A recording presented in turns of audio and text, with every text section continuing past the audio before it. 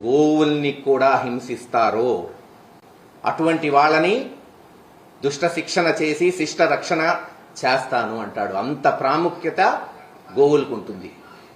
ఈరోజు ఏం జరుగుతుంది? పవిత్రమైన తిరుమల తిరుపతిలో గత 8-9 నెలల నుంచి నెలకి సగటుగా 10-15 గోవులు చనిపోతుంటే మొన్న వైఎస్ఆర్సీపీ పార్టీ ప్రతిపక్ష నాయకుడు అక్కడ కరుణాకర్ రెడ్డి గారు ఇంత అన్యాయం జరుగుతుంది ఈ ప్రాంతంలో, పవిత్రమైన ప్రాంతంలో పవిత్రంగా భావించే గోవుకే రక్షణ లేదు, దాదాపు 150-160 గోవులు చనిపోయినాయి అని ప్రెస్ మీట్ పెడితే సమస్యని స్వాగతిస్తూ ఒక బాధ్యత కలిగిన పాలక పక్షం అయితే ఏం చేయాలి? అక్కడ సందర్శించి నిజమెంత అబద్ధం ఎంత, అసలు నిజంగా చనిపోయినాయా, ఒకవేళ చనిపోతే ఎందుకు చనిపోతున్నాయి, మిగతా వాటినన్నా రక్షించేటట్టు మరోసారి ఇటువంటి ఘటన జరగకుండా చూడాల్సింది పోయి ఎదురుదాడి. చంద్రబాబు నాయుడు గారు లోకేష్ గారేమో ఇదంతా ఫేక్ న్యూస్, మార్ఫింగ్, ఒక్కటి కూడా చనిపోలేదంటారు. అక్కడ తిరుపతి ఎమ్మెల్యేనేమో శ్రీనివాసులు గారేమో 40 చనిపోయినాయి అన్నాడు. ఈఓ గారు వచ్చి 30 అంటారు. చైర్మన్ గారు మరొక అడుగు ముందుకేసి ఖచ్చితంగా 20 అయితే చనిపోయినాయి, అయినా ఏముంది దీంట్లో, మీ ఇంట్లో చనిపోరా ఏంది అన్నాడు. వాస్తవమే, వయసు రీత్యా పెద్దవాళ్ళై అందరి ఇళ్లలో ఎవరో ఒకరు చనిపోతుంటారు, బాధపడుతుంటాం. ఎవరి జీవితం శాశ్వతం కాదు. ఇంకో 30-40 సంవత్సరాలు ఆ చైర్మన్ గారు ఉండరు, ఇంకో 50 సంవత్సరాలు నేను ఉండను, ఎవ్వరూ శాశ్వతం కాదు. కానీ ఆయన అన్నట్టు ఒకే ఇంట్లో 2-3 నెలల్లో పెద్దవాళ్ళు చిన్నవాళ్ళు ఒక 5-6 చనిపోతే ఆందోళన చెందరా? మొత్తం వచ్చి ఆ ఇంట్లో కూర్చోరా? ఏం జరుగుతుంది ఆ ఇంట్లో? ఏమన్నా అంటరాని వ్యాధులు సోకాయా? దాన్ని ఎలా ఆపాలి? వేరే వాళ్ళ ఆపద పడకుండా చూడాలి, రక్షించాలా లేదా? మరి వాళ్ళు చేయాల్సిన బాధ్యత వాళ్ళకు ఉన్నిందా లేదా? చైర్మన్ కావచ్చు, ఈవో కావచ్చు, జేఈఓ కావచ్చు, ఇతర అధికారులు కావచ్చు, ఇలా గోశాలలో చనిపోతున్నాయి, ప్రతి నెల ఇదే జరుగుతుంది అన్నప్పుడు వెంటనే సందర్శించి నిపుణుల్ని తీసుకెళ్లి వెటనరీ డాక్టర్లు బహుశా నాకు తెలిసి ఖచ్చితంగా తిరుపతి దేవస్థానం కూడా ఉంటుంది. ఏం చేస్తున్నారు వీళ్ళంతా? ఈ రోజున బాధ్యత కలిగిన ప్రతిపక్షం అంటే ఏంటి? ప్రజల సమస్యలు లేవనెత్తటమే మా ప్రథమ కర్తవ్యం. అదే చేశారు తిరుపతిలో కరుణాకర్ రెడ్డి గారు కానీ ఇతర వ్యక్తులు కానీ. ఆ సమస్య లేవనెత్తారు కాబట్టి మీరు అక్కడికి పోయి చెప్పండి, ఇది జరిగింది, ఇది జరగలేదు. ఆయన మీద ఎదురుదాడి. తెలుగుదేశం అధ్యక్షుడు, రాష్ట్ర అధ్యక్షుడు శ్రీనివాస్ గారు అయితే బహిరంగ ఛాలెంజ్, రండి చూసుకుందాం, నిరూపిద్దాం. అవసరమా బహిరంగ ఛాలెంజ్? దేవుడి సన్నిధిలో అపచారాలు జరుగుతుంటే, అత్యంత దయనీయమైన పరిస్థితులుంటే దాన్ని సరిచేయాలి. ఆయన వచ్చి అక్కడ ఇలా కాదు, ఇలా చేయండి, సలహాలు సూచనలు ఇవ్వండి. లేదు కరుణాకర్ రెడ్డి గారు మీరు ఇంతకుముందు చేశారు, మీ సూచనలు కూడా ఇవ్వండి, ఇంకా మంచి వ్యవస్థను తీసుకొస్తాం అని చెప్పాల్సింది పోయి ఎదురుదాడి. కొన్ని బహిరంగ ఛాలెంజ్కి రమ్మన్నారు. ఎలా వస్తాడు? పోలీసులేమో ఇంటి ముందు పెట్టి అరెస్ట్ చేస్తారు, హౌస్ అరెస్ట్. చర్చ జరగాలి. ప్రజాస్వామ్యంలో అన్నిటికన్నా ముఖ్యమైనది చర్చే. చర్చ జరిగితేనే కదా సమస్యలు తెలిసేది. సమస్యలకి పరిష్కారం కూడా చర్చలో వచ్చింది. చర్చ జరిపించాల్సిన బాధ్యత అధికార పక్షానికి. ప్రతిపక్షంలో ఉన్న వాళ్ళని పోలీసులను పెట్టి ఇంట్లో అరెస్ట్ చేసి చర్చ పెట్టమంటే ఎలా చర్చ జరిగింది చెప్పండి? ఇప్పటికీ ఆలస్యం కాలేదు, వచ్చిరన్ని టీవీలు ఉన్నాయి, పెట్టండి చర్చ. అటు ఎవరైనా రావచ్చు, ఇటు కరుణాకర్ రెడ్డి గారు వస్తారు, చర్చిస్తారు, ఏం జరిగింది, ఎలా చెయ్యాలి కూడా సూచనలు తీసుకోండి. పవన్ కళ్యాణ్ గారిని కూడా మేము డిమాండ్ చేస్తున్నాం. సనాతన ధర్మం అని ఘోషిస్తున్నారు. ధర్మం అంటే కాషాయ బట్టలు వేసుకొని మైకులో చెప్పటమే కాదు. ధర్మో రక్షతి రక్షిత, ధర్మాన్ని నువ్వు రక్షిస్తే అది నిన్ను రక్షిస్తుంది. మనుస్మృతి ప్రకారం ధర్మానికి 10 లక్షణాలు ఉంటాయి. ఏంటది? ధైర్యం, క్షమ, సత్యం, దొంగతనం చేయకపోవట, స్వచ్ఛత, ఇంద్రియాలను నియంత్రించుకోట, బుద్ధిని సద్మార్గంలో తీసుకెళ్లట, జ్ఞానాన్ని పెంచుకొనుట, లేదు సత్యం మాట్లాడుట, శాంతంగా ఉండుట. ఇవి ఎక్కడన్నా కనపడుతున్నాయా? మైకులు ఎత్తి అమ్మనాభూతులు, విమర్శలు, ఎదురుదాడులు తప్పితే ఈ 10 లక్షణాలు ధర్మాన్ని రక్షిస్తాయి, ధర్మాన్ని నిలబెడతాయి ఈ దేశంలో. ఎస్, మేమేమనుకున్నాం, కరుణాకర్ రెడ్డి గారు ఇచ్చిన వెంటనే చంద్రబాబు నాయుడు గారు సరే ముఖ్యమంత్రి గారు ప్రతిదానికి పోరక్కర్లేదు, లోకేష్ గారో పవన్ కళ్యాణ్ గారో అక్కడికి పోయి, ఎందుకంటే తిరుపతి, తిరుమల, గోవు సెంటిమెంట్లే కాదు, అన్ని రకాలుగా భావోద్వేగాలతో కలిగిన అంశాలు ఇవన్నీ. ఒక సీరియస్ ఇష్యూకి వాళ్ళు పోయి ఈవో వల్ల కావట్లేదు, చైర్మన్ గారి వల్ల కావట్లేదు, అధికారుల వల్ల కావట్లేదు, ఇంక ప్రజలు ఎటువైపు చూడాలి చెప్పండి? ఆ దేవుడి వైపే చూడాలి. మహాప్రభు, నువ్వు నిర్మించిన బిడ్డలం గోవుల్ని నువ్వే కాపాడుకో, ఇందాక చెప్పినట్టు ఆ దేవుడే అవతారం ఎత్తి రావాలేమో కాపాడాలంటే. ఎప్పటికైనా కళ్ళు తెరవండి.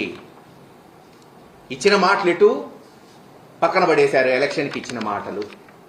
జనం అదే అంటున్నారు, ఎలక్షన్కి ఇచ్చిన మాటలు నట్టేటిలో ముంచి ప్రజల నోట గడ్డ కొట్టి సొంత వారికి దోచిపెట్టి సభలకు ఎక్కువాడు సచ్చు పెద్దమ్మరా అంటున్నారు. ఆలోచించండి, అవి ఎటు పోయినాయి, వదిలేశారు. కనీసం ఇటువంటి సమస్యల మీదైనా స్పందించండి, వెంటనే దీని మీద చర్యలు చేపట్టండి. మీ టైం అంతా వైఎస్ఆర్సీపీ నాయకుల మీద కేసులు పెట్టామా, సోషల్ మీడియా వాళ్ళని అరెస్ట్ చేశామా, జగన్మోహన్ రెడ్డి గారిని బూతులు తిట్టామా, దీనికే అయిపోతుంది 9 నెలలు. దీనికే అయిపోయింది కూడా. ఇంక వేరేదేమైనా జరుగుతుందా? అసెంబ్లీలో మాట్లాడితే ఏ నాయకుడు మాట్లాడినా 10 నిమిషాలు మాట్లాడితే 9 నిమిషాలు జగన్మోహన్ రెడ్డి గారి జపమే. జగన్ జగన్ జగన్ జగన్ జగన్, ఇది చేయలేదు, అది చేయలేదు, అది చేశాడు, ఇది చేశాడు, ఇదా అయిపోయింది ఇంకా ఘట్టం. మొన్న ఎలక్షన్తో మీరు అధికారంలోకి వచ్చారు. ఇప్పుడు మీరేం చేస్తారు? మీరు ఎలా చేయబోతున్నారు? ఇచ్చిన హామీలు ఎలా నిలబెట్టుకుంటారు? ఎప్పటి నుంచి డబ్బులు ఇవ్వబోతున్నారు? ఈరోజు వచ్చి చూడండి, పల్నాడులో రైతులు, కేవలం వైఎస్ఆర్సీపీ రైతులు కాదు, ఎందుకంటే పార్టీల పరంగా చూడమంటున్నాడు చంద్రబాబు నాయుడు గారు. తెలుగుదేశం రైతులు తిట్టుకుంటున్నారు. అప్పులు పాలై కుదేలై మిరపబోయ, కందిబోయ 20,000 ఉన్న మిరప 9,000కి వచ్చింది. కంది అదే పరిస్థితి. బీబీటీలు అయితే 1800 కొనేవాళ్ళు ఈరోజు 1300 కొంటున్నారు. కనీసం జగన్మోహన్ రెడ్డి గారు ఉంటే ఆ రైతు భరోసా కింద 13,500 ఇచ్చేవాడుగా. చంద్రబాబు నాయుడు గారు ఏం చెప్పాడు? నేను 20,000 ఇస్తాను, జగన్మోహన్ రెడ్డి 13,500. ఏది 20,000 చెప్పండి? పోయిన సంవత్సరం 20,000, ఈ సంవత్సరం 20,000 కలుపుకుంటే 40,000 ఈరోజు ఇవ్వండి, కాపాడండి. ఆ రైతుల్లో 50% మీకు ఓట్లేసిన తెలుగుదేశం రైతులు ఉన్నారుగా, వాళ్ళు అడుగుతున్నారుగా. ఫీజు రీఎంబర్స్మెంట్, కాలేజీలు అయిపోయినాయి, టీసీలు తీసుకొని వెళ్ళిపోవాలి, ఇంకా ₹1 కట్టట్లా కాలేజీలకి. అమ్మఒడి అంతే పరిస్థితి. ఒక్క పథకం ఆచరణలో ఇదిగో బ్రహ్మాండంగా చేశాం. ఫ్రీ బస్ అన్నారు, ఆ బస్సు ఎక్కడ తెలంగాణలోనే ఆగిపోయినట్టుంది, ఆంధ్రాకి రాలా ఇంకా ఫ్రీ. ఇలా ప్రతి విషయం ఖచ్చితంగా బాధ్యత కలిగిన ప్రతిపక్ష పార్టీగా జగన్మోహన్ రెడ్డి గారి నాయకత్వంలో వైఎస్ఆర్సీపీ నాయకులు అందరం కూడా ప్రజల పక్షాన నిలబడతామని గతంలో చెప్పా. పాలక పక్షమా ప్రతిపక్షమా కాదు, మాకు అధికారంలో ఉన్నా ప్రజల పక్షమే, ప్రతిపక్షంలో ఉన్నా ప్రజల పక్షమే. నిలబడతాం, సమస్యలను లేవనెత్తుతాం, ప్రజాస్వామ్య పద్ధతుల్లోనే మా నిరసనలు తెలియచేస్తాం. ఏది ఏమైనా ఈ సమస్య వైఎస్ఆర్సీపీ పార్టీదో, తెలుగుదేశందో, ఒక రాష్ట్రందో కాదు. పవిత్రమైన తిరుమల తిరుపతి దేవస్థానం శ్రీ వెంకటేశ్వర స్వామి సన్నిధిలో గోమాత సమస్య త్వరగా మీరు పరిష్కరించండి. దయచేసి దాని మీద వెంటనే మీరు ఒక కమిటీ వేసి వెంటనే చర్యలు చేపట్టవలసిందిగా డిమాండ్ చేస్తాం.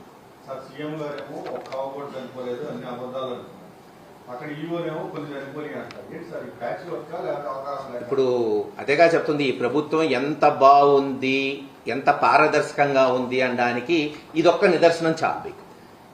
ఈవో అంటే ఎవరు? ఇదే ప్రభుత్వం నియమించింది తిరుమల తిరుపతి దేవస్థానానికి. ఆయనే ఒప్పుకున్నాడు, ఇదిగో 30 40 ఏదో ఒక అంకె, ఇన్ని ఆవులు చనిపోయినాయని. స్వయానా చైర్మన్ గారైతే 22 అని ఒక లెక్క అన్నారు. అక్కడున్న ఎమ్మెల్యే ఏమో 40 అంటాడు. చంద్రబాబు నాయుడు గారేమో అసలు ఏమీ లేదంటాడు. అసలు ఏంది ఇది? ఇది ప్రభుత్వమా? దీని ఆర్గనైజేషన్ అంటారా? దీన్ని అడ్మినిస్ట్రేషన్ అంటారా? ఇంత భ్రష్టు పట్టిన, ఇంత తలతిక్క ప్రభుత్వం బహుశా గత 30-40 సంవత్సరాల్లో ఏ ప్రభుత్వం ఉండుండదు. కోర్స్ ప్రజలన్నీ గమనిస్తున్నారు. సరైన సమయం వాళ్ళకి వస్తుంది కదా.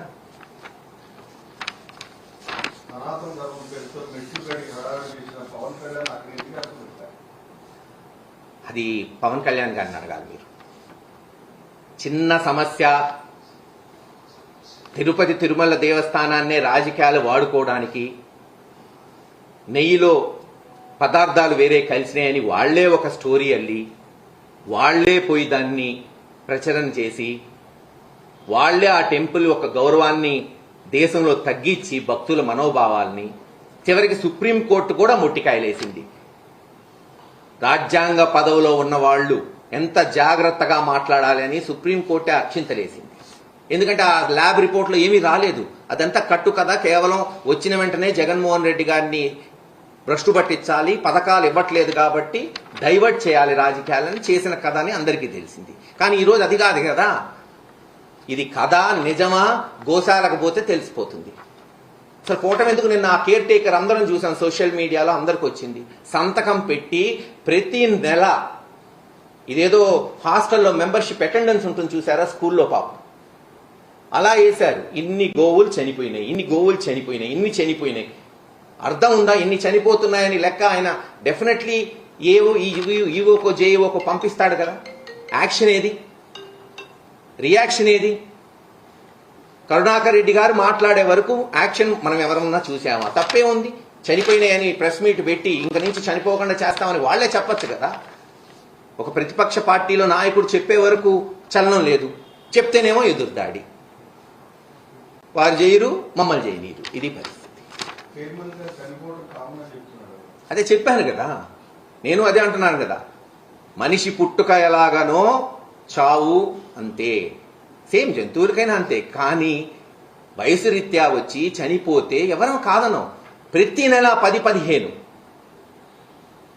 టెన్షన్గా. ఇంకా ఆయన ఉందిలే గోవులు పోతే పోనీలే అని చైర్మన్ గారు అనుకుంటే, చెప్పానుగా ఆ దేవుడే మనకు